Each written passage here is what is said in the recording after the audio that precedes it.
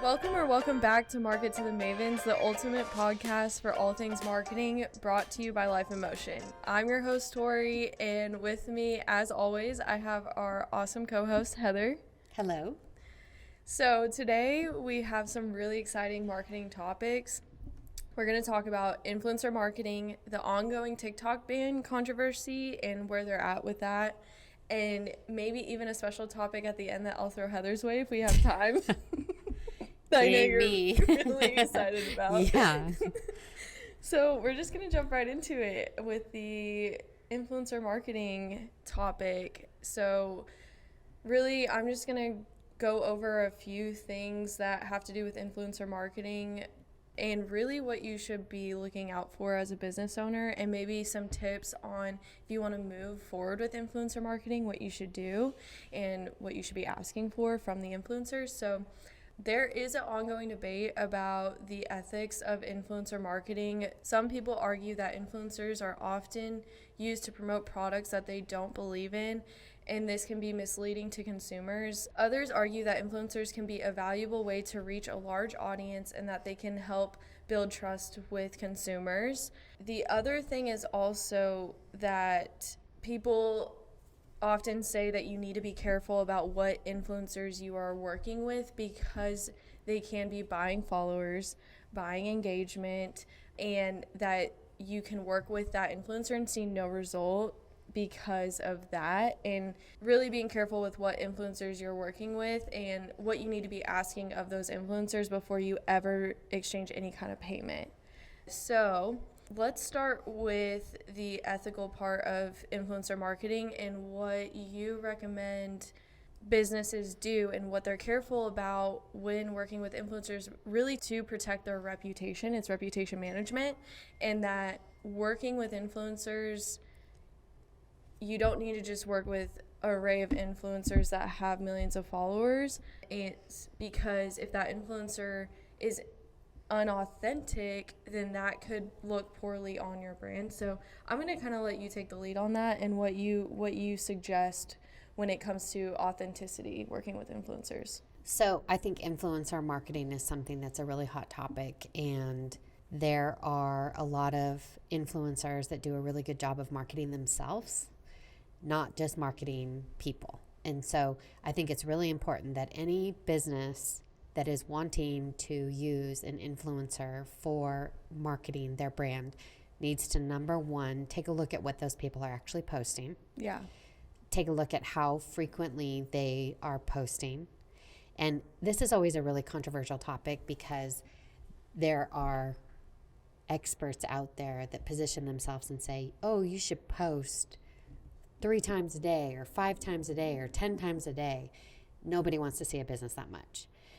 And when you are posting so many times in a day, including an influencer, you're losing engagement from each post. So it's super important that you look at that. How frequent are they posting? And I don't think a lot of frequency is good. You also want to look and see how frequently are they advertising for brands. It shouldn't be more than maybe once or twice a month. If they're doing more than that, their audience isn't going to be genuinely engaged with the content that's being shared. That's a really good point. I follow a lot of influencers that are influencers in things that I enjoy, and sometimes I'm seeing influencers post a brand sponsored video once a day. Yeah. So that's 30 brands a month potentially that they're So working who's with. winning in that case? The influencer. The influencer, not their followers. Yeah. Not the brands that are paying them to do that. They basically are just taking money, and it's not going to be as effective. In my opinion, if an influencer were to post less frequently, they could charge more per post. Yes. Especially if they're true to their brand. And this is one of the things I always talk about Google. I think Google does a really good job of protecting its brand in the way that Google reviews is something that is really respected because of the standards that they have that go with it, as far as the people that are leaving the reviews have to have an account. What I mean by that is that they care about their users. They care about protecting the reputation of their brand. And I think influencers should be just as concerned about that, not just about how much money they're making. Although we understand it's a business for them too. So, having said that, the other thing about influencers, so if you're a business that you're wanting to go and potentially partner with an influencer, you need to look at their likes or their followers that are on their account, and you need to see where are the countries that these people are following them from. And sometimes you're going to have to get that information from the influencer, and they should have that information and they should provide that to you. It honestly should be as easy as a screenshot of, if it's for example, a TikTok or an Instagram influencer, there is analytics readily available from one click, or honestly 2 clicks from their profile, that will take them to their audience. Correct. And so if they're not willing to share that information with you, then move on. Yeah. That's a hard no. Yeah. So the reason that we bring that up is because the people that have a large number of followers can buy those followers. In fact, I get emails almost weekly that for $40 I can get 4,000 followers. And so it's really important that those followers are US based, because oftentimes the ones that are bought are Indonesia, India, other foreign countries. And so you want to make sure that the followers are in your area. Then you also want to make sure that you're going and looking at how much engagement on each post are they getting. The important thing about that is you want to make sure that the influencer is going to pay to promote and sponsor your post, because the organic ranking and reach is so low for these types of platforms just based off of their business model. Instagram, Facebook, TikTok's a little bit better. They have a little bit better of an organic reach, but it's really important that they are going to be willing to promote posts, but also promote posts on a regular basis. So I always say, if a post that, if you go through their feed and you're looking at their posts, I'm going to use Instagram as an example. If they have less than 30 likes, they never promoted the post. If they have no comments on it, they never promoted the post. So you want to look for the engagement to see what kind of activity is there on those posts, and also making sure that you're negotiating with the influencer that they are going to be promoting your post specifically. And then we always recommend that talking to the influencer and asking them if they collect any kind of email addresses, because email is a really great way to stay in front of your audience, but that also shows the level of professionalism that the influencer has if they have an email campaign and it's not just social media. So you're going to get additional reach, you're going to get additional bang for your buck, and you want to be able to not just have those published and sponsored posts, but also to be able to have that email marketing as part of the agreement that you have with the influencer. Kind of going back to the sponsored posts and making sure the influencer is boosting that post. Instagram's algorithm also, just because they have, let's say a micro influencer, 13,000 followers, because they post doesn't mean that that post is going to reach all 13,000 of those followers. So there is, if you want to stay just to that influencer's followers, they can still boost that post to their followers. Correct. So that it makes sure that that post goes to the top of their followers' feed. Right. So that is also a reason that you should boost the post, because the organic not boosting the post doesn't mean that they're going to hit their followers. Actually, Facebook, which owns Instagram, says that only less than 1% of followers are going to be seeing those posts from those businesses. So if you have 13,000 followers, you're going to get 130 at best that are going to see the post, not even engage with the post. Right. So I think it's really important to make sure that you are negotiating all of that up front. But look at the comments also. Make sure that their followers are not going to be saying something negative or derogatory about your brand or any brand, because that also is indicative of the kind of followers that they have. So really be careful about researching those influencers that you're going to work with. Something I also want to touch on is evaluating your business and evaluating not just how much you have available to spend to work with an influencer, but if you want to work with an influencer that has, let's say, 3 million followers, is your business going to be ready for that influx of business that you get from that influencer promoting your brand? I have heard so many horror stories of huge influencers. They take this brand, the influencer promotes this brand, and this brand is not ready for the influx, so their quality of their product or their service tanks, and then there's all of these complaints that this product is not a good product. Yeah, and that's a really, really good point, is making sure that that you're able to handle the influx of business that is coming in, because otherwise you're just hurting the reputation of your brand. Yep. And I think my recommendation would be that you not start with an influencer that has 3 million. I agree. I think you should start with an influencer that maybe even has a couple thousand followers, but that are very engaged. The other thing I would recommend is private group pages on Facebook, depending on your brand. A lot of people are very avid users of Facebook groups, and there's less restrictions on the type of post that you can put into a group, and you don't have to promote them. They go to the entire group. That's a great opportunity to be able to partner with an influencer in a different way, is a very engaged group. I think a good example of this, because I like to give examples, is there is a fitness influencer, and she has an app that is a workout app. And say you are like a supplement company and you want to work with this influencer. She has a Facebook group for anyone who joins this app. So you join the app, you also join the Facebook community where you can ask questions and talk about, I'm doing this workout today. Is anyone else doing it? So a good example would be maybe paying advertising dollars to this influencer to promote in the group. Yeah.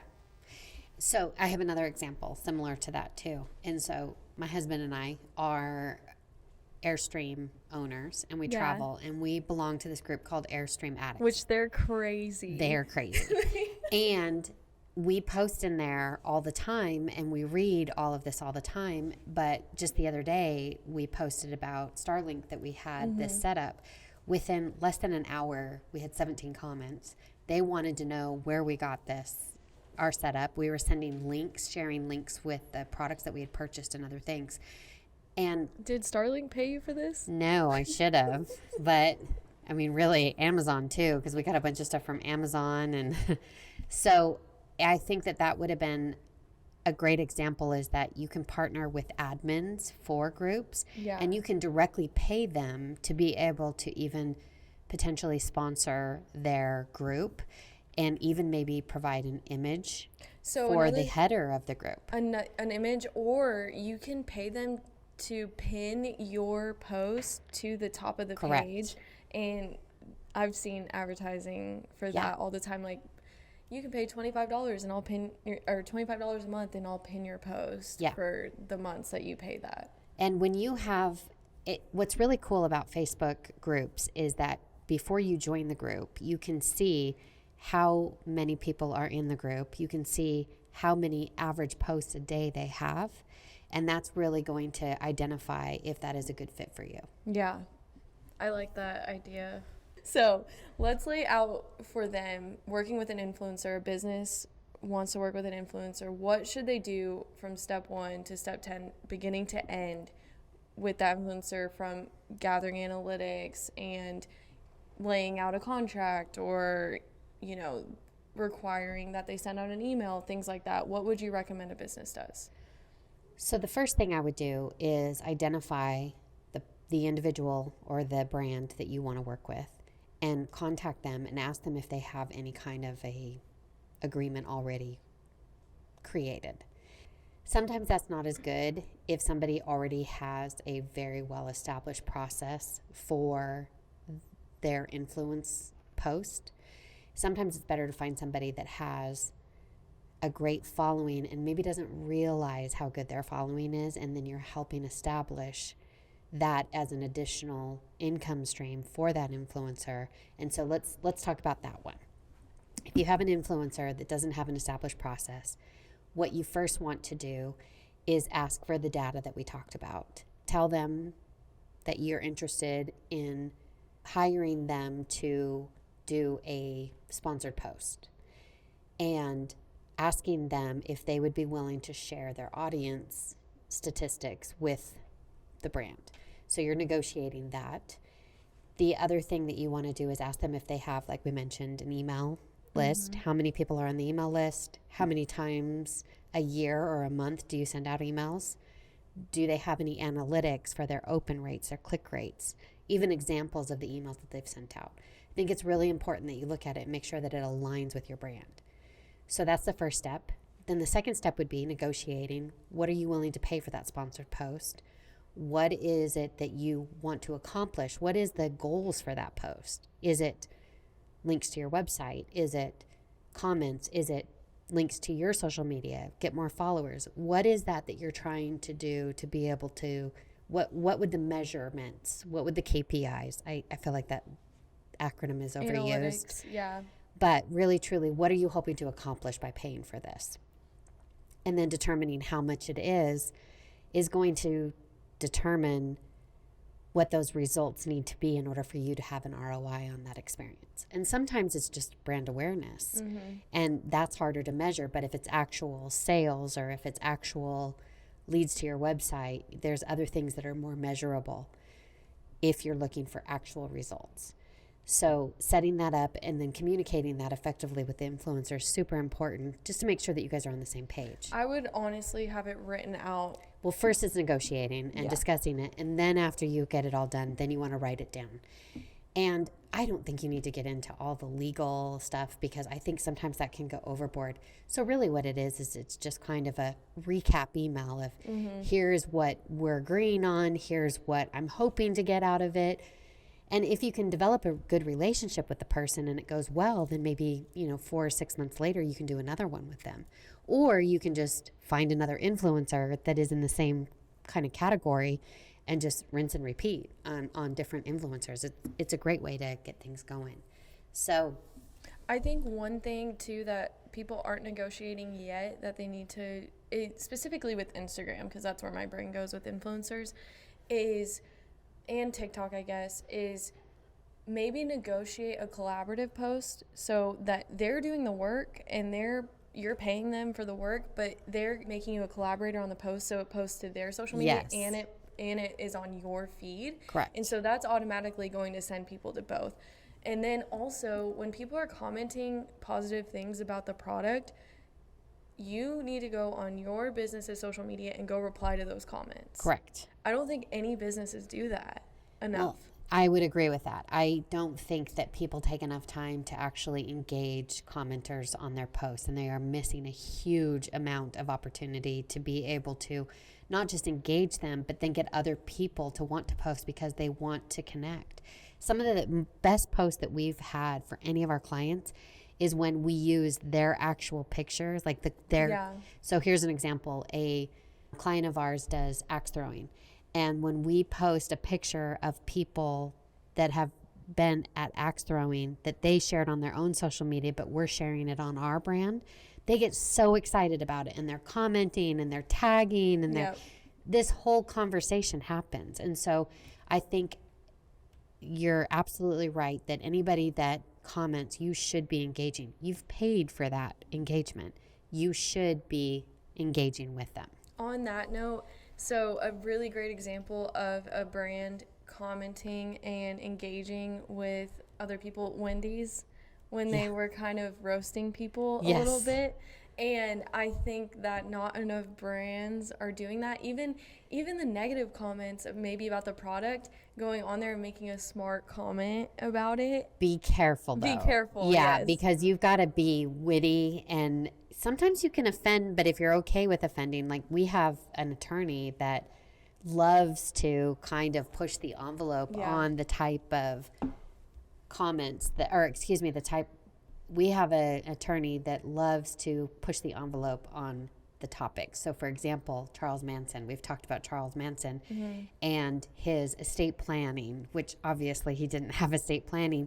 And there are tons of comments that we don't even have to say anything about. And best engagement we've ever had. So I love the one about Wendy. And I think there was another one that was in Boston. There was a intern that was replying for their train stations. And actually there was a lot of complaints on Twitter about the trains being delayed and other thing, and he just started getting snarky about it, kind of like, what do you expect me to do? I can't remember the exact details of it, but it was hilarious. And pretty soon people are going to that just to see the comments, just to make the comments, just to keep things going along. And so he wasn't being offensive, but he was pointing out the obvious, you know. And so I think it's a really good strategy. Like, there are a lot of the people that, or brands that post and then disappear, and I think it's, you're paying for that content. So when people are engaging, especially commenting, because that means people are interested. If they're commenting, taking advantage of that and replying to those comments is going to show that, you know, it's going to give your brand more awareness, and it's going to keep people interested. It might even make that one sale of that one person that commented and you replied, and they're like, okay, now I'm going to go buy this product. Right. So people are craving human connection. Yeah. So there's a couple other things that I would suggest. Number one, if two people are in the comment and they're going at it, let them go at it. Don't get in the middle of it. As long as there isn't any, you know, threatening or foul language, let them go at it, because what you're doing is just getting a lot more exposure by that activity. The other thing is that if somebody says something that is negative towards your brand, you can mute that, you can delete it. It's not something that you need to be super concerned about, because it still is activity, and somebody actually might come along and defend you as well. So I think it's important to not be too trigger happy in making comments or definitely not defending yourself. Don't defend. If you think about defending yourself, it's more going the route of like making fun of yourself is the only way, but I still wouldn't recommend that. I would just say leave it. Yes. I would say I caution people against trying to defend themselves. Yeah. It's not a good PR Correct. strategy. Correct. So, yeah. Okay, I think we covered quite a bit when it comes to influencer marketing. Yes. And we are pretty careful about recommending that to our clients, because it can ensue some type of unauthenticity if your only strategy is influencer marketing.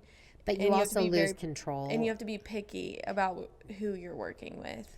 But also, once you have that post and it is out there, if that influencer changes strategies and goes in kind of a more controversial way, your brand is already attached to that influencer. So you have limited control over the reputation management long term. Yeah, and I would say if you're not familiar with how to do the research or even how to measure it, contact somebody that does understand that. We can tell very quickly if somebody is a good potential influencer that you should align with, and we can tell very quickly if it's somebody you should stay away from. Absolutely.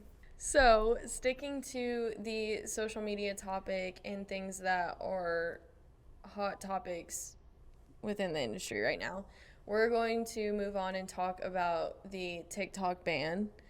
And we're going to go all the way back to the beginning of it, just for the listeners that probably aren't super familiar with what is going on with TikTok, which it's such a hot topic. I'd be really surprised, but I think we need to start from the beginning. Yeah. So in recent months, lawmakers in the United States, Europe, and Canada have escalated efforts to restrict access to TikTok, the massively popular short-form video app that is owned by a Chinese company, which most people know about. I kind of want to tell a funny story. Go ahead. So when TikTok first started coming onto the scene, I was interested and I got on TikTok and I started an account, and you actually came to me and said, don't be on TikTok because China is going to steal all your information. And you were so adamant about it. You were like, they'll take your information, don't do that. And I was like, I'll be fine. What the millennial of like, I'm invincible, I'll be fine. Yeah. And then I don't remember what it was, but a few months later, Mom is obsessed with TikTok. You were sending me TikTok videos, and I said, what happened to not giving China your information? And I think over time that kind of dwindled down a little bit, and people started getting a little bit more comfortable with TikTok. And so now this has come back up in the media of TikTok is a China company, and the United States government is kind of getting involved with that, and there are some people wanting to move forward with banning TikTok. And so the White House told federal agencies on February 22nd that they had 30 days to delete the app from government devices. So TikTok has been banned from all government devices, which that makes sense. A lot of sense. Yeah. On March 1st, the House committee backed an even more extreme step, voting to advance legislation that would allow President Biden to ban TikTok from all devices nationwide. On March 23rd, TikTok's chief executive, Sao Chu, was grilled about the app's relationship to its parent company and China's potential influence over the platform in roughly 5 hours of testimony before the House committee. So that's really the big picture of why legislation is wanting to move forward and their reasoning for moving forward with trying to ban TikTok. So I kind of want you to touch on the pushback on it. Why is there pushback on why TikTok should not be banned? So currently there are 150 million active U.S. citizens that are using TikTok. Some studies say daily, others just say regularly, so I don't know which one it is. The reason that there is pushback is because of free speech. Yeah. And I do think that in the U.S., we should be able to have access to things and make the decision on whether our information is shared or not having the government lock us down from being able to make that decision. Having said that, Chinese companies do not have the luxury of being able to not turn over information from their company to the Chinese government.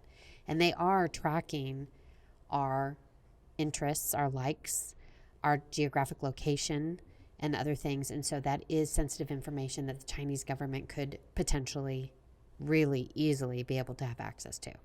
So for one of the examples, which I think you're going to touch on, is Montana. Yeah. And this I find really fascinating. So the state of Montana has passed legislation that says that the Apple and Google platforms, meaning their telephones, if they are allowing downloads of those apps on phones that are located in Montana, that they could be fined as much as $10,000 per incident. And what that's doing is, from the people that are against it, what they're saying is that that's limiting people outside of the state of government or outside of the state of Montana from being able to connect with people inside the state, and therefore you're basically locking down one area. And so the reason that they want to be able to do that is, again, it comes down to free speech and being able to have the choice. And like I've said before, I think that most people don't understand data and transfer of data information as well as we do. Mm-hmm. And ultimately, TikTok's ability to be able to change its algorithm based on the videos that you're watching is unprecedented. As you're watching videos, the algorithm is updating instantly, and it is showing you more videos of things that you're liking instantly. There really isn't another platform right now that is that responsive, and that's why it's so popular. But at the same time, in order for that to happen, they have to have access to certain information, cookies and other things, to be able to show and be able to customize the content. Google's been doing that for years. Yeah, I want to touch on, in my personal experience, TikTok is very intuitive within TikTok. So if you like a video, it's going to give you more of that video. In my personal experience, Facebook has been more intuitive on what I'm searching on the internet. Correct. And then I get on Facebook, and all of a sudden I'm getting these ads for these things I wasn't searching on Facebook. Correct. So in my personal opinion, I think Facebook is more intuitive with the internet and what's on your phone.